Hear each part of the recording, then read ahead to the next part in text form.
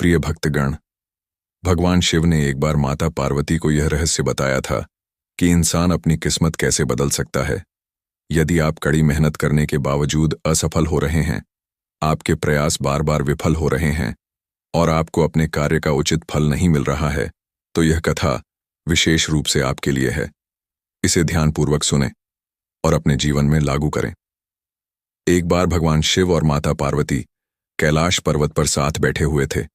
तभी माता पार्वती ने भगवान शिव से कहा, प्रभु, मेरे मन में एक प्रश्न है, कृपा करके मेरे इस प्रश्न का उत्तर देकर मेरी जिज्ञासा शांत करें। भगवान शिव मुस्कुराए और बोले, देवी बताओ, तुम्हारे मन में क्या प्रश्न है? माता पार्वती ने कहा, प्रभु, मनुष्य अपनी किस्मत को कैसे बदल सकता है? यदि उसके जीवन में दुख है तो उसे कैसे दूर किया जा सकता है? यदि उसकी मेहनत व्यर्थ जाती है और किस्मत उसका साथ नहीं देती, तो उसे क्या करना चाहिए ताकि उसका भाग्य उसके पक्ष में हो जाए? भगवान शिव ने गंभीर होकर कहा, देवी, आज तुमने बहुत ही महत्वपूर्ण और उत्तम प्रश्न पूछा है।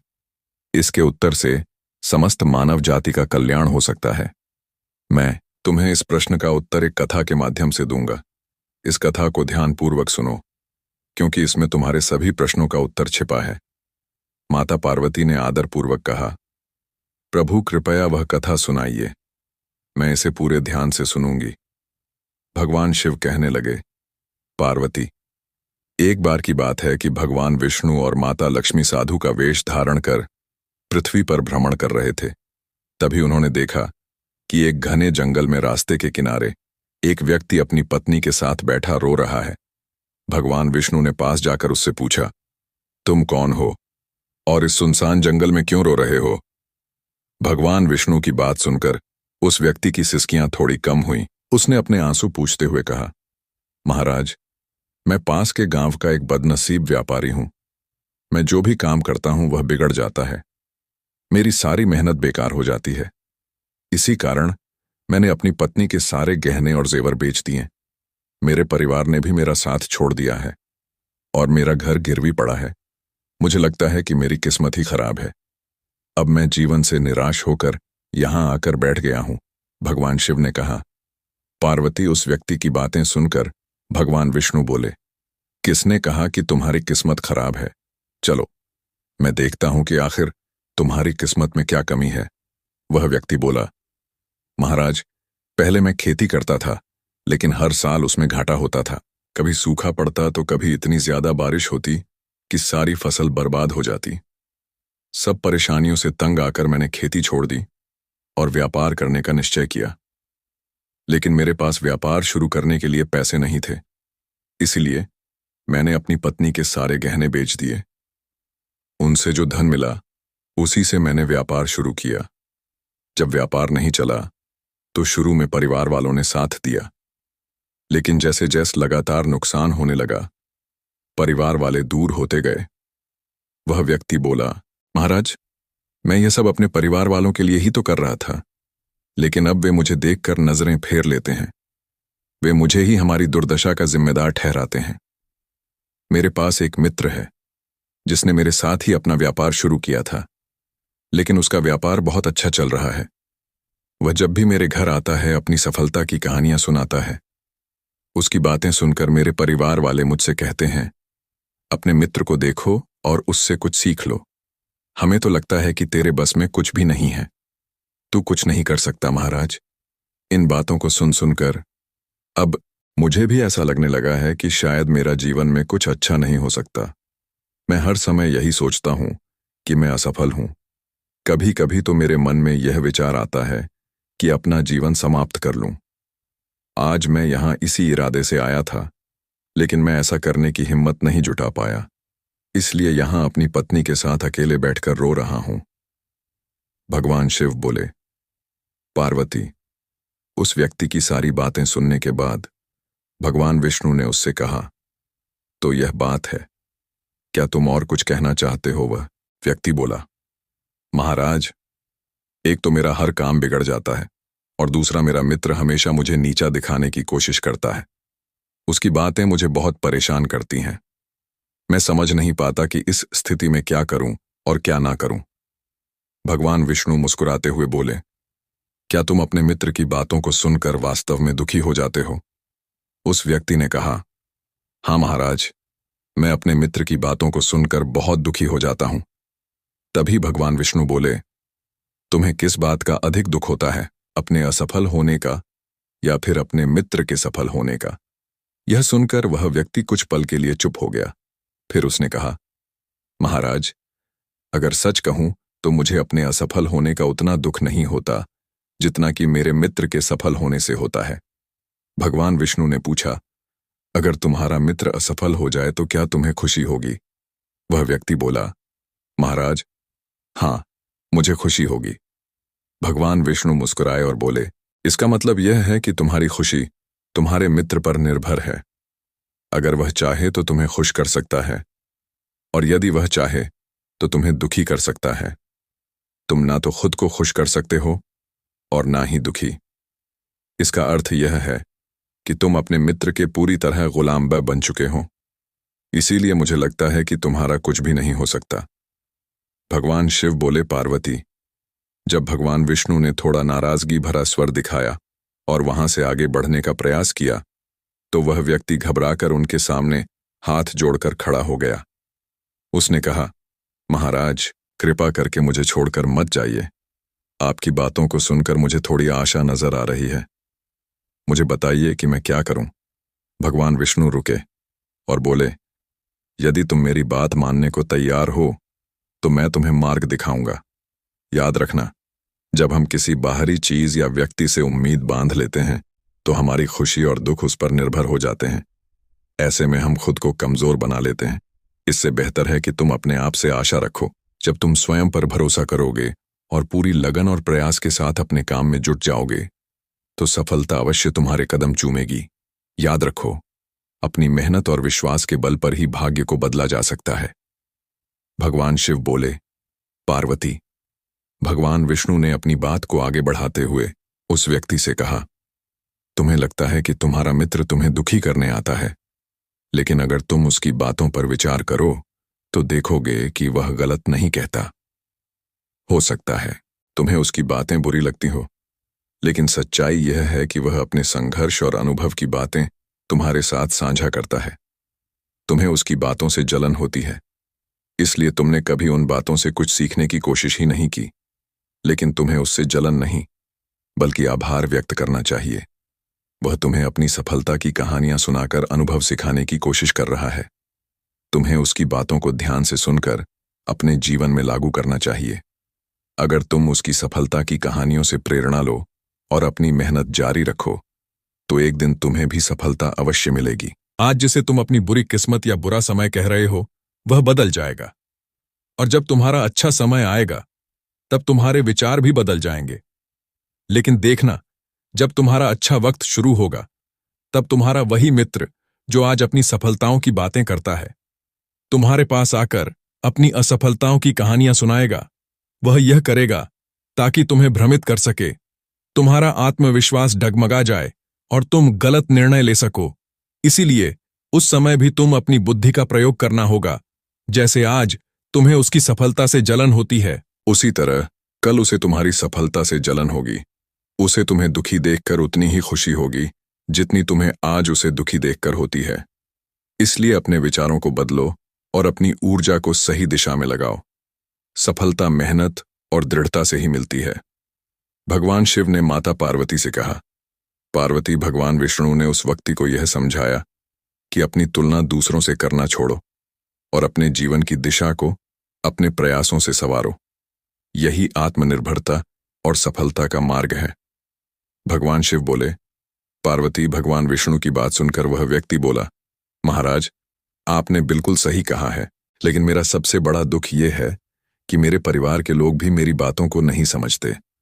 मैं तो अपने परिवार के लिए अच्छा करना चाहता हूं, लेकिन वे हमेशा मुझे गलत ठहराते हैं। अब तो हालात ऐसे हो गए हैं कि उन्होंने मेरा साथ तक छोड़ दिया है। भगवान शिव ने कहा, पार्वती।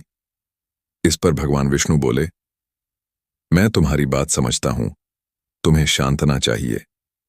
वास्तव में इस संसार में अधिकांश लोग यही चाहते हैं कि उन्हें शांतना मिले। हम चाहते हैं कि जब भी हम कुछ करें लोग हमारी तारीफ करें, लेकिन अक्सर ऐसा नहीं होता। यही कारण है कि दुखी हो जाते हैं। हमें लगता है कि हमारे मित्र हमारे परिवार वाले मतलबी हैं। लेकिन जरा सोचो, अगर तुम अपने परिवार को परिवार मानते हो और उनके लिए कुछ करना चाहते हो, तो यह क्यों महसूस होता है कि तुम दूसरों के लिए कर रहे हो? सच तो यह है कि जो कुछ भी तुम कर रहे हो, वह अपनी खुशी के लिए कर रहे हो।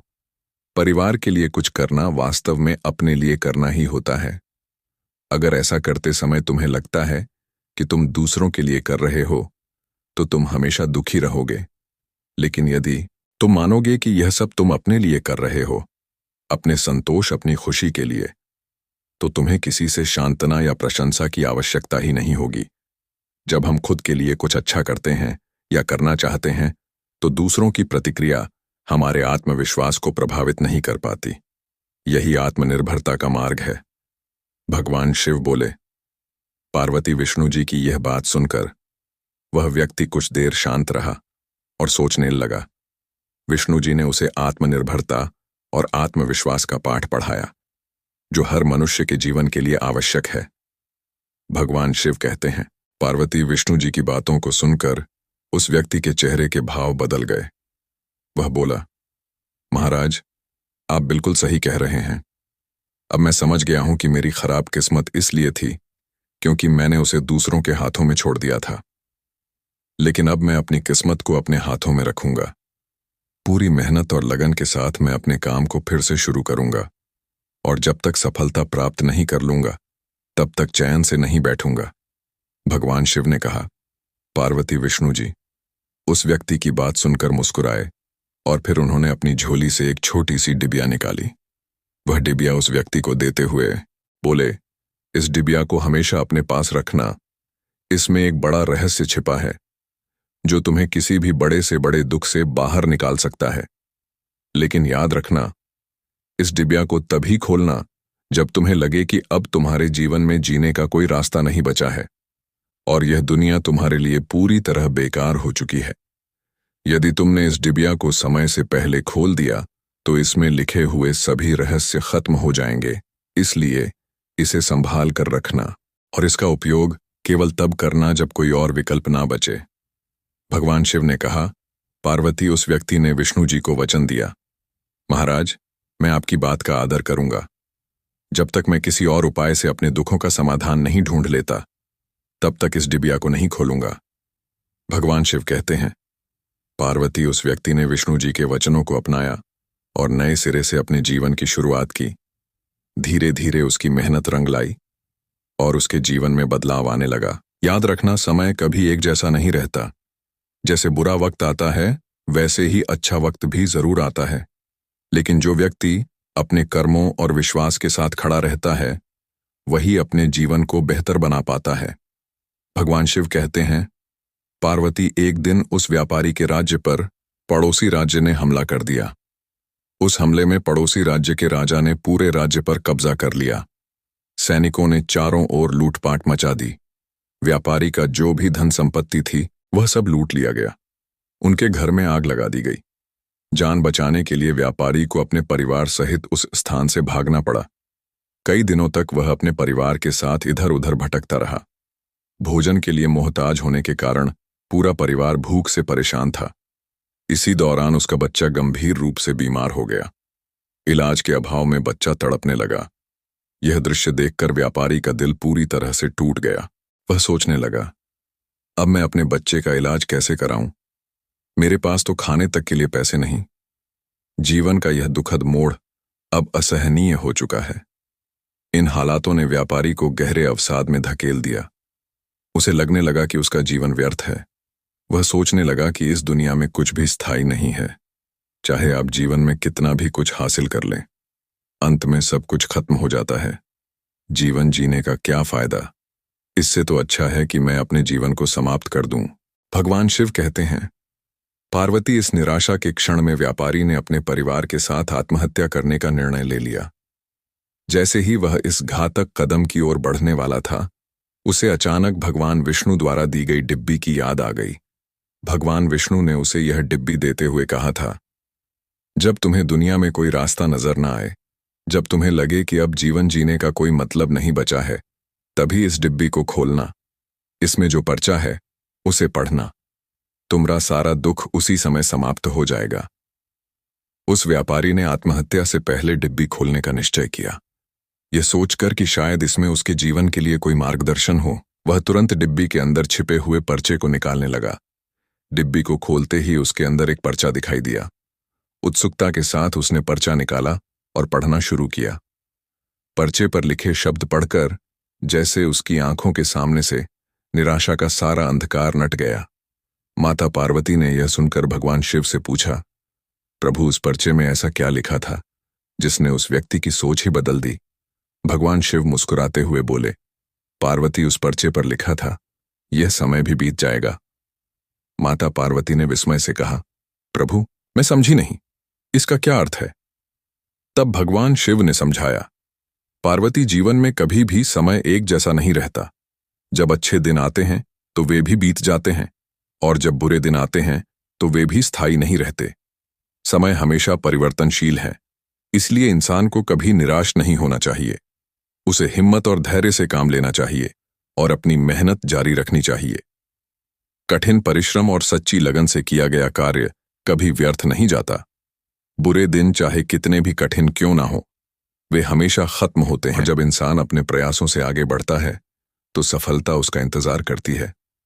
जब उस व्यक्ति ने पर्चे पर लिखे इन शब्दों को पढ़ा तो उसे अपने जीवन की सच्चाई समझ में आई। उसने महसूस किया कि जैसे उसके बुरे दिन खत्म होकर अच्छे दिन आए थे, वैसे ही अब जो बुरे दिन हैं वे भी समाप्त हो जाएंगे। यह सोचकर उसने नए उत्साह के साथ अपने जीवन को फिर से संवारने का संकल्प लिया। इसके बाद उस व्यक्ति ने मेहनत, लगन और ईमानदारी से अपने व्यापार को फिर से शुरू किया। धीरे धीरे उसकी मेहनत रंग लाई और एक दिन वह अपने शहर का सबसे सफल व्यापारी बन गया। उसने अपने परिवार के साथ सुख, शांति और समृद्धि का जीवन बिताया।